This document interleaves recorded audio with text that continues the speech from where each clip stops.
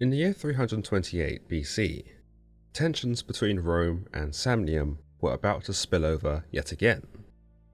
We'd already seen the Romans intervene on behalf of Campania to deal with Samnium, despite having a treaty with them, and we'd seen them successful in this endeavour, in both neutralising the Samnite aggression against the Campanian capital of Capua and in securing Capua as its own territory. Subsequently, we understand the Latin War also broke out, where the Latin League, who had become increasingly slighted by Rome, chose to stand up for themselves in an effort to re-establish their own dominance. But the strength of Rome proved to be too much for the Latin League, and like many of Rome's enemies, the Latins were absorbed by the ever-growing juggernaut.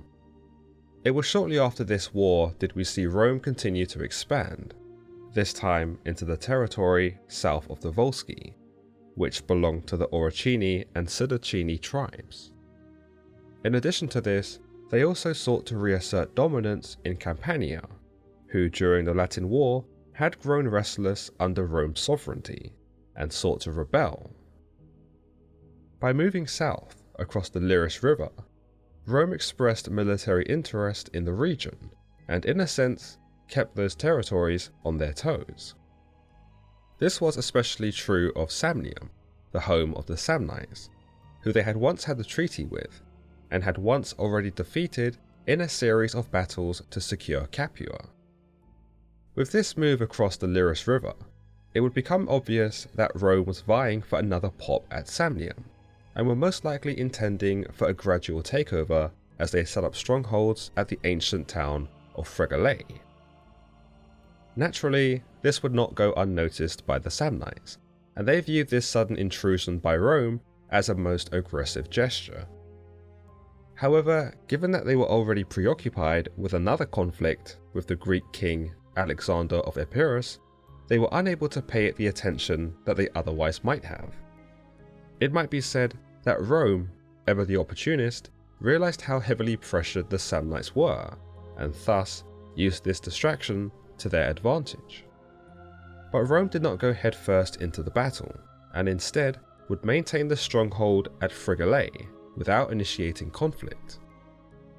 By the year 331, when the war between the Samnites and the Greeks had come to an end, Samnium reared its head back at Rome, and now, without its hands tied, were free to confront the threat of Roman expansion. As Livy would have us believe, Rome did not commit to unjust wars, and were paragons of virtue and honour. They were not invaders of other countries, and their leaders did not possess appetites for war or conquest.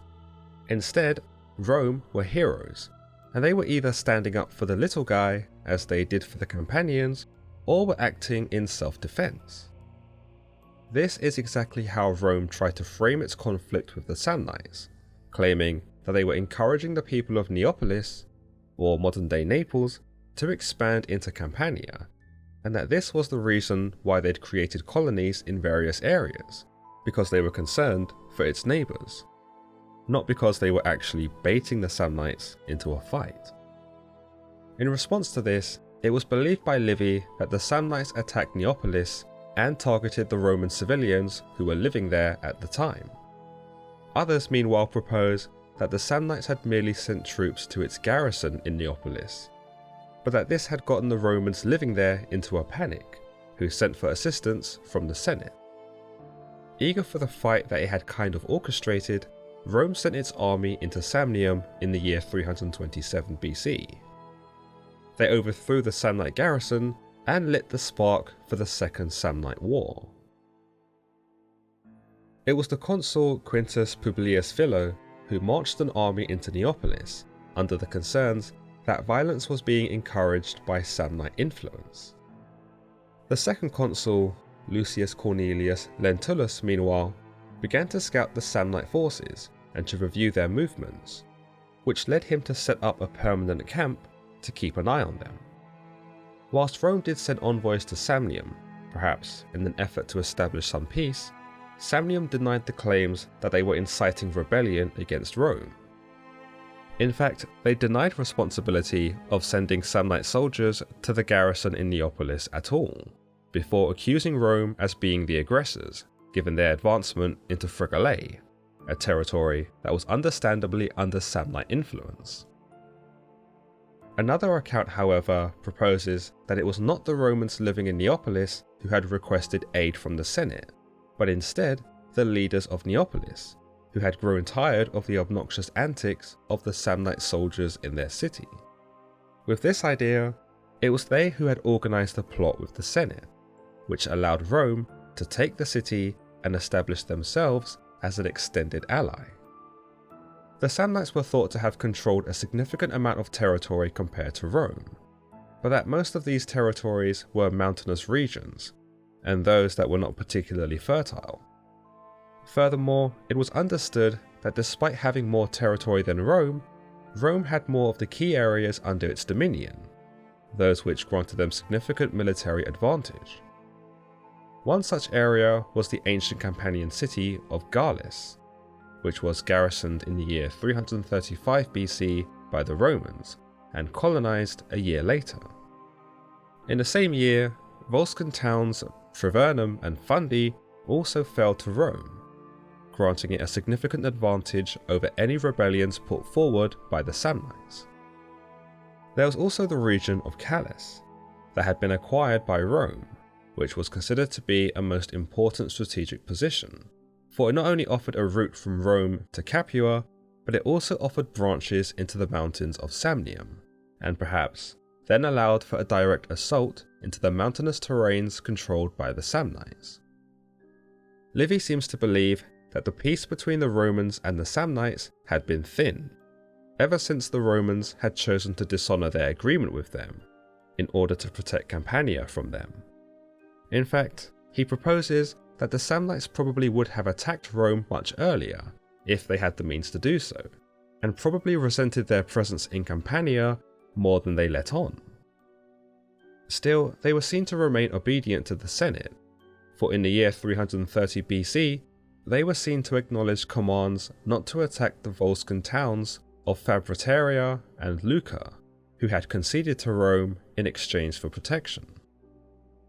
So with these disadvantages in mind, it comes as no surprise that the Samnites were not so belligerent in their repelling of Rome.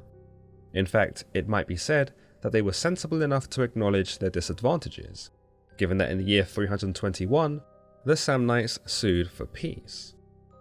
But it's arguable that peace is not what the Romans wanted, for in response to the Samnite pleas, Rome offered up some rather questionable terms, those which were so unfair that the Samnites would have been better off just going to war anyway. Some might say here that Rome was overconfident, and that the reason they offered such poor conditions to the Samnites in their proposal for peace was because they knew they had them beat. But such arrogance would not go unpunished, and Rome would soon learn that the outnumbered Samnites were certainly a formidable bunch, ones who used everything and anything to their advantage. The newly elected consuls Titus Veturius Calvinus and Spurius Postumius Albans set up camp in Calatia, a Campanian town that was southeast of Capua. The Samnite commander Gaius Pontius, meanwhile, had placed his army at the narrow valley known as Caudine Forks in the Apennine Mountains, and from there sent some soldiers who were disguised as shepherds towards Calatia. Once they arrived, they began to spread misinformation that the Samnites were about to attack the city of Lucera, in the region of Apulia, an ally of Rome. Fearing the worst for this region, the consuls took their army and marched to aid Lucera. But instead of taking a safe route, they decided to take a shortcut through the Caudine Forks, and march right into the hands of Gaius Pontius and the Samnites. The Samnites had blocked much of the path through the Caudine Forks with logs and boulders, and given how difficult the terrain was anyway, the obstacles made it near certain that the Romans were not making it through this pass unscathed. Furthermore, the Samnites maneuvered themselves around the Romans, blocking them off from the rear. It wasn't long before the Romans realized that they had been played, and with no choice, were forced to set up camp in the valley. In essence, the Samnites had the Romans outmatched and outwitted, but Gaius Pontius had no idea how to proceed. He didn't want to risk a direct confrontation in the valley, given how difficult it would be to fight there. Yet they couldn't afford to besiege the Romans in the valley either, given that it was only a matter of time before reinforcements showed up. So Pontius sent a message to his father, a retired statesman, to seek his advice. But it was not the advice he was expecting to hear, for he was instructed to release the Romans immediately. Pontius rejected this message, and so sent another message asking his father for an alternative option. To this, his father told him to kill them all. But given that his father had changed his mind so quickly, Pontius decided to summon him in person to get a third and final opinion out of him. When he arrived, he told Pontius that the first option would lead them to peace and friendship with Rome, but that the second would neutralize the Romans and wound them militarily for a long time. With these two options, Pontius decided to demand Roman surrender and insist that they accept the Samnite terms. These were quite simple: to evacuate the Samnite territories and to withdraw all of their colonies. With that, they would be allowed to leave. The consuls were forced to grit their teeth and surrender, though Rome's humiliation was only just the beginning. Whilst allowed to leave unharmed, the Romans were jeered out of the valley by the Samnite soldiers. Furthermore, they were forced to pass under a yoke that was used for oxen, that which was a symbol of subjugation, in which the defeated soldiers had to crawl under. According to some historians, the yoke was made out of spears, and the Romans could only exit the Caudine Forks one by one. Of course, if you ask Livy, Rome never accepted the deal put forward by the Samnites. Livy argued that it would not have been possible for the Romans to have accepted these terms because no one at the Senate would have signed off on it. Instead, a more unofficial guarantee may have been established between the consuls who were trapped and Gaius Pontius, and it was thought by Livy that 600 men were handed over as hostages, whose lives would be forfeit if Rome decided to try and exact revenge. The soldiers who were allowed to leave were ashamed, and it was believed that there was anger towards them from Roman settlements, who suggested barring them from returning home. Yet when they arrived, pity was taken on them. Still, Livy tells us that in Rome, people had gone into mourning over the loss to the Samnites, and that all shops and businesses in the Forum were suspended.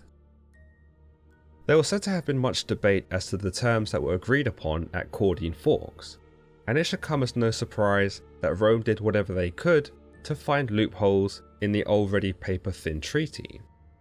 First, the general consensus was that the Senate had not officiated the agreement, and that without the authorization of the people, there was no reason why the Romans could not immediately resume the war.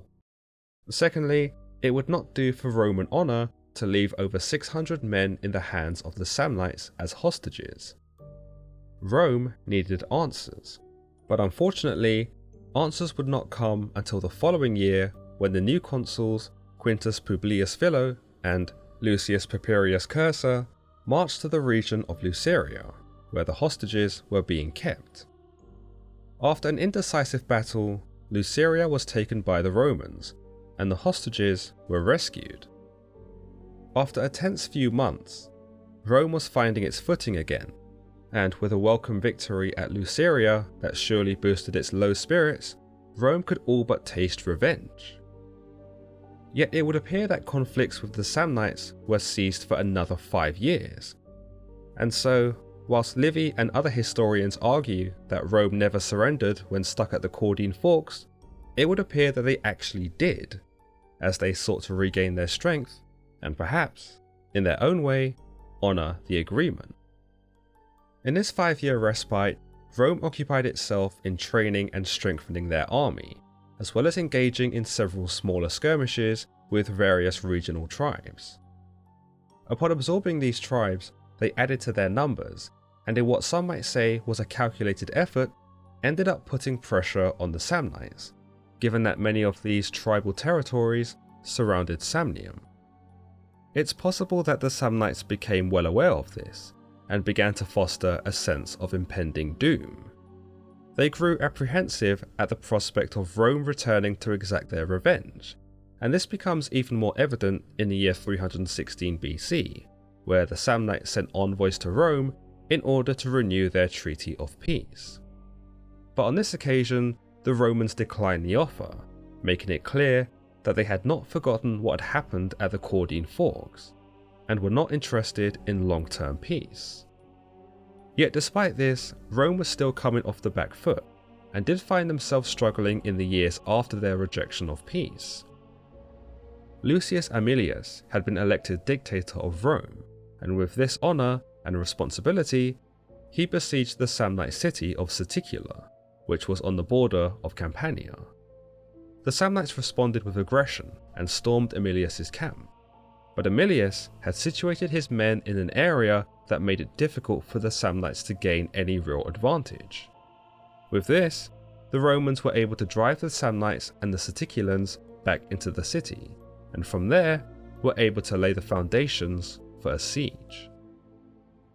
As always guys, if you've enjoyed today's episode on Roman History Explained, then don't forget to give it a thumbs up, and don't forget to subscribe for more content just like this. Until next time.